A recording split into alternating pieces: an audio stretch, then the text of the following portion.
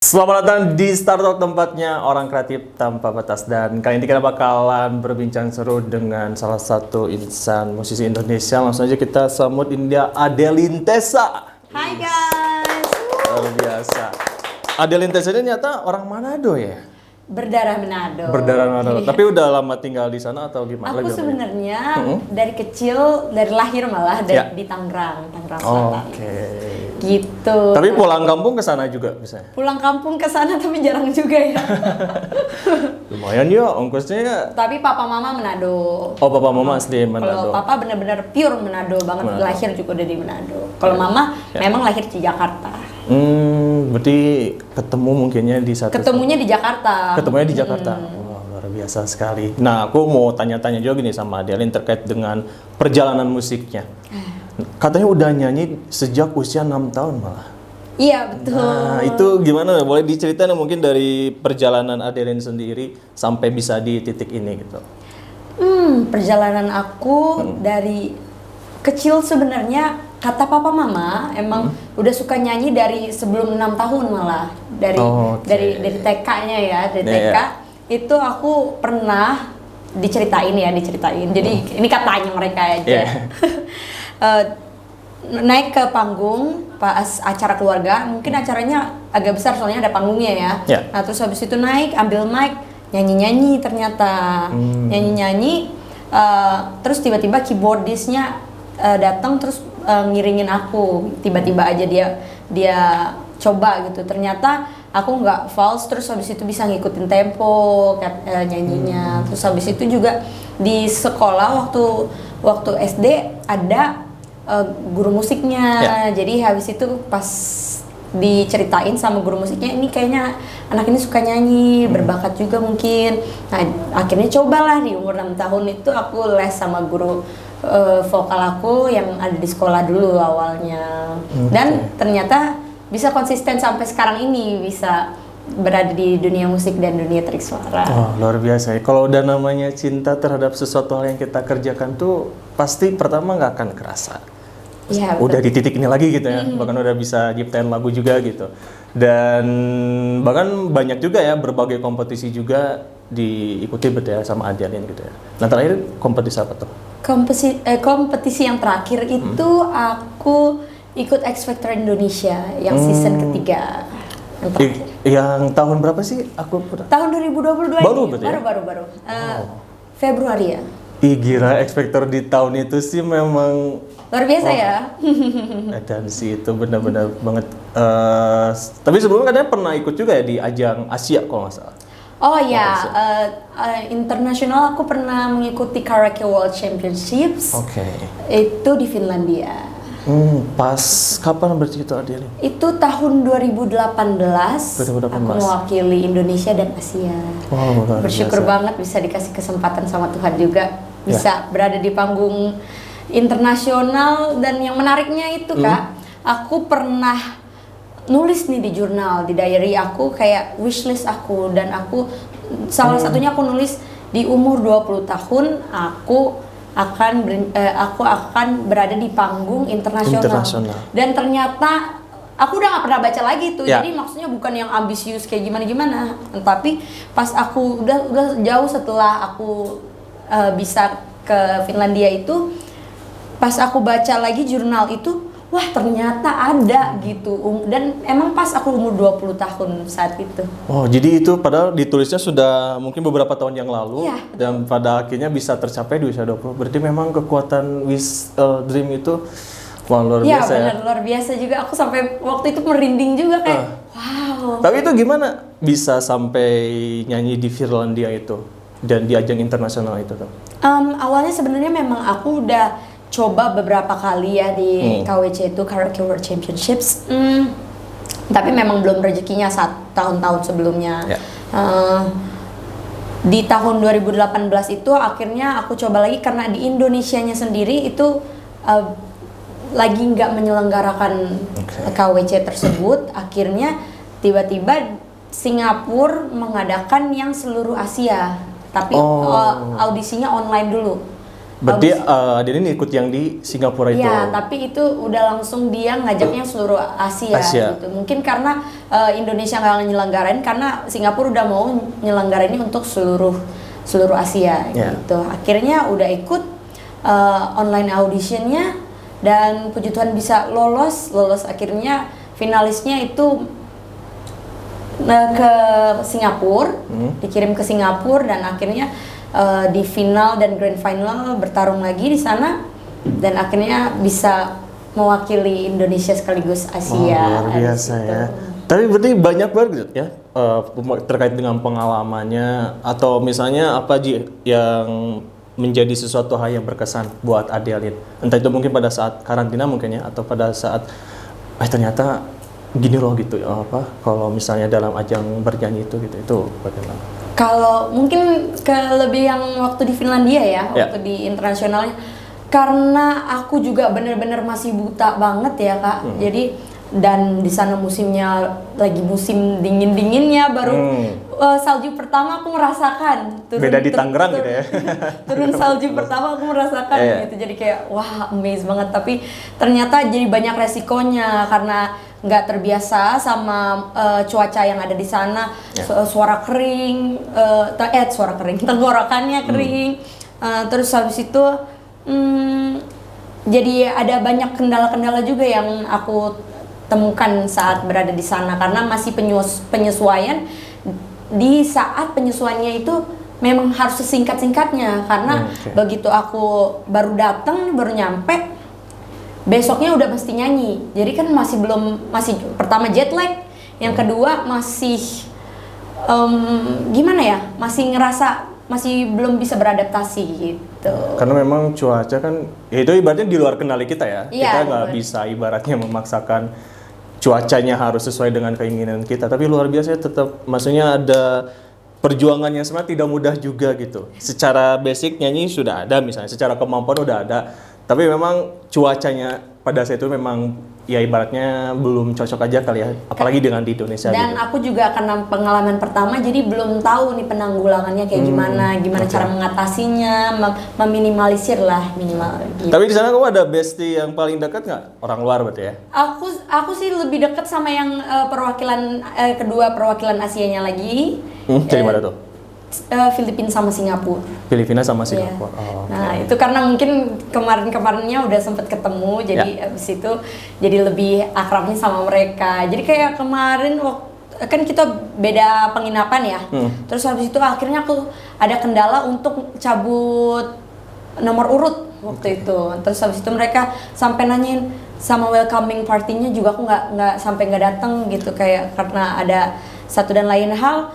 Akhirnya mereka tanyain, Adeline, kemana kamu kok nggak datang gitu. Akhirnya mereka yang mau usaha, yaudah nanti aku yang cabutin, terus aku yang kasih tahu kamu nomor urut segini ya, kayak gitu. Baik banget sih, luar biasa. Jadi udah nggak kayak lawan, tapi kayak udah saling care lah. Berarti memang suka satu ruangan bareng, misalnya satu kamar hotel bareng atau gimana tuh? Kita beda penginapan. Beda penginapan. Oke. Tapi kalau sekarang masih suka komunikasi dengan mereka? Udah agak jarang sih, karena udah sama kesibukan masing-masing.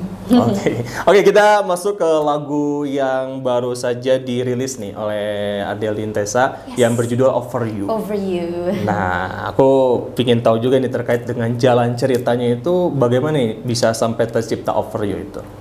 Sampai bisa tercipta lagu Over You itu, aku sebenarnya membuat lagu Over You itu di tahun 2019.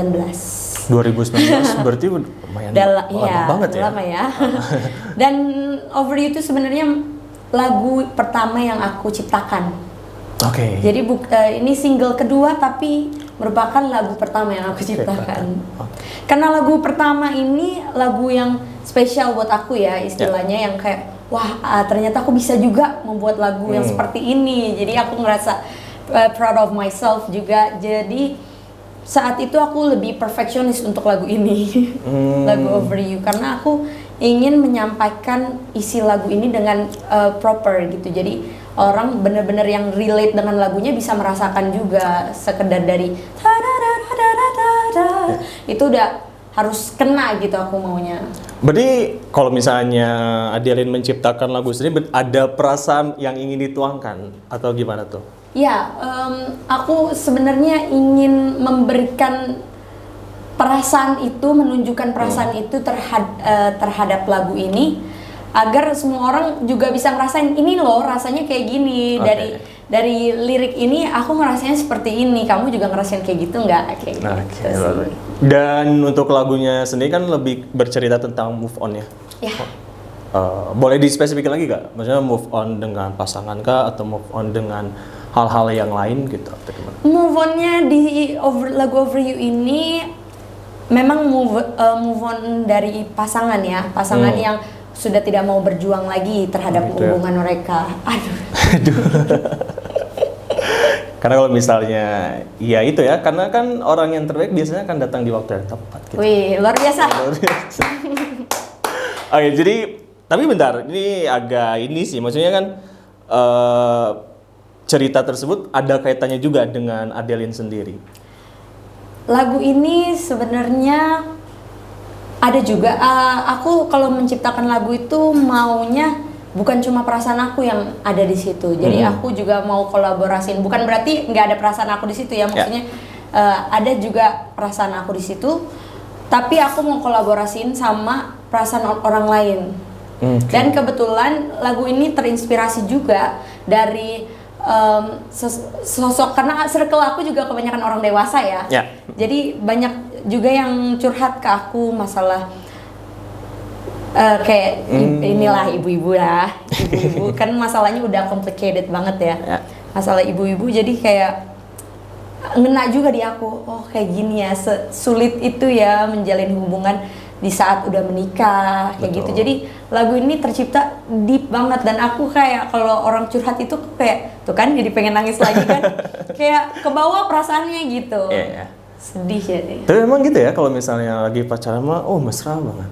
Baiknya ditunjukin gitu, tapi pas sudah menikah tuh beda gitu. Ya aku sebenarnya belum menikah ya sebenarnya, tapi ya aku suka dapet sih sharing-sharing yang kayak gitu juga gitu. Dan katanya sih ya, kan kalau misalnya kunci dalam sebuah hubungan itu adalah komunikasi sih.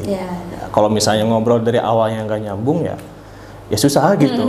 Dan makanya kan sebelum menikah memang ada proses seleksi dulu kan. Nah proses seleksi itu biasanya kan dari cara ngobrol kita. Nah kadang orang tuh kalau misalnya menginginkan seorang pun lihatnya pertama dari fisik dulu biasanya. Nah, tapi ngobrolnya tuh ya jadi nggak nyambung gitu. Buat apa juga gitu. Pernah ngalamin juga? Waduh. Tapi gimana kalau misalnya cara move on dari Adeline sendiri? Cara move on cara move on. Nggak punya sih Kak sejujurnya. Cara move on tuh seperti apa ya? Mungkin gini kali ya. Move on itu kan udah kita sebenarnya nggak perlu berusaha untuk move on, kita lebih ke mengikhlaskan saja. Memang ini udah terjadi dan kita harus terima rasa sakitnya, rasa sedihnya, terima itu semua. Nanti juga lama-lama dengan terima, kan kalau kita denial malah kita kayak berusaha kan, malah makin ketarik dong. Tapi kalau kita udah ikhlas, oke, udah terjadi seperti ini, ya udah mau apa lagi, ya udah jalanin aja ke depannya sampai lupa sendiri, sampai segala aktivitas kita udah nggak ada lagi dia. Mungkin seperti itu ya cara move on-nya. Ikhlas tuh kadang ini ya, jadi satu kata yang mudah diucapkan tapi sulit untuk dilakukan. Ya betul. Tapi kalau aku bilang ya, walaupun sulit, tapi memang kita harus punya reminder setiap hari.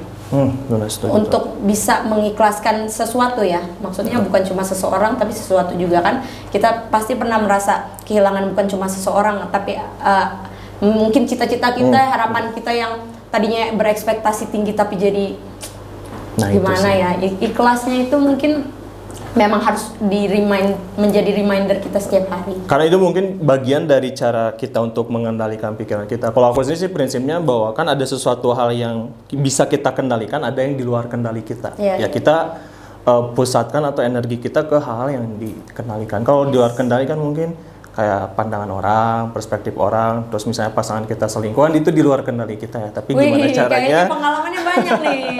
Tapi gimana caranya ya kita bisa memandang hal itu aja sih. Jadi jangan sampai kayak ya udah gitu kan, itu di luar kendali kita. Bukan berarti nggak peduli ya, Tapi ya kita fokuskan terhadap hal yang bisa kita kendalikan. Jadi ini ya deep talk ya. Mantap. Kalau bisa kayak kita kembali lagi ke lagu Over You. Nah, untuk lagu Over You ini ada ini nggak salah satu lirik favorit kamu atau di bagian beat mana gitu? Di bridge sih. If we can make love as perfect as it's told, I'll make you the king of my heart. Yang paling aku suka terakhirnya itu love not enough. Jadi maksudnya cinta doang itu yang nggak cukup. Gitu. Betul. Itu yang jadi salah satu yang di bold kamu. Oke. Nah, kalau kamu sendiri untuk nyiptain lagu itu viewer sendiri atau misalnya saling kayak bertukar pikiran gitu. Ini cocok nggak misalnya atau misalnya masuk nggak gitu? Kalau untuk lirik aku pure bikin sendiri. Terus kalau untuk melodi aku juga combine bertukar pikiran juga sama gitaris aku karena aku punya band. Jadi aku bertukar pikiran sama dia dan akhirnya lagu ini juga dibuat melodi dan chordnya sharing berdua gitu. Oke, ada kendala nggak untuk proses pembuatan lagu ini? Kalau lagu ini kalau untuk menciptakannya ya nggak terlalu sulit, tapi untuk memproduksinya memproduksi saat kayak record karena kan tadinya memang ini menjadi lagu pertama kan yang sempat aku record juga di tahun 2020 tapi memang belum sesuai ekspektasi aku. Nah, jadi lebih sulitnya ke situ sih karena jadi lebih perfeksionis untuk lagu ini karena lagu pertama lagu yang aku suka banget. Yang kedua adalah ini memang lagu yang termasuk masterpiece-nya aku gitu. Nah itu dia dan pembuatannya juga tadi nggak lama juga ya, mungkin 19, 20, 21, 2 tahun lebih lah ya. Iya 2 tahun lebih dan sampai akhirnya bisa jadi ke lagu yang berjudul Over You. Oke, untuk kedepannya sendiri akan ada project apa nih kedepannya? Kedepannya mungkin aku masih promo-promo lagu dan juga aku sebenarnya masih memang merancang untuk membuat single, EP dan mudah-mudahan dilancarkan untuk seterusnya ya. Pengennya sampai tour juga bikin album ya.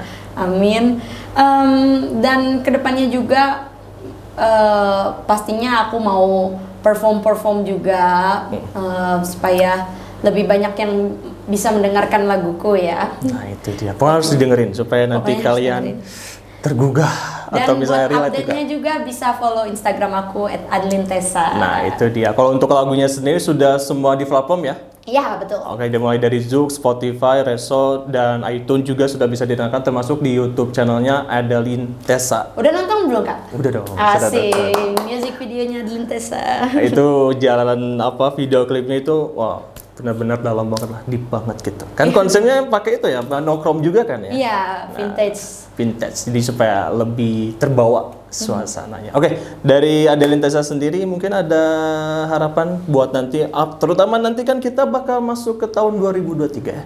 Tahun yang baru, semangat yang baru. Semangat yang baru. Terus mungkin goals yang baru juga. Nah, gimana nih untuk harapannya sendiri, terutama di tahun depan nanti? Harapannya untuk tahun-tahun ke depan dan seterusnya pastinya aku bisa melahirkan karya-karya baru lagi yang pastinya berkualitas dan bisa dinikmati oleh semua orang ya.